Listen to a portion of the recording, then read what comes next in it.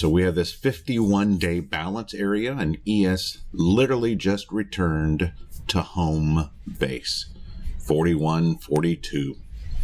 Okay, so this is what you see here is this right here, fixed range volume profile, and that's over here in this area.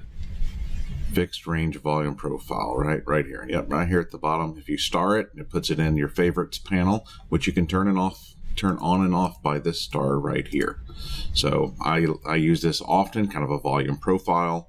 So I recommend you go draw this and then put the value area high on your chart, about 41.78, value area low 41.22. We should all know 41.40 by now, because we've been here for 51 days, back and forth, back and forth. We are now in the middle of the middle. Lower probability trades are going to exist in this region. When we're up here, we were looking for there to be a break back down into the POC area. And we definitely got that in spades yesterday, and sloppy price action for a while. And then we got some really nice shorts yesterday.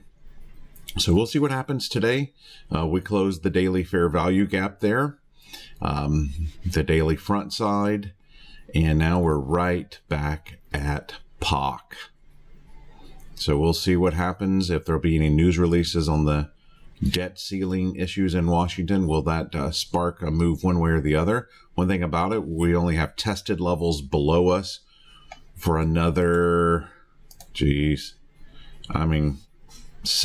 80 points down.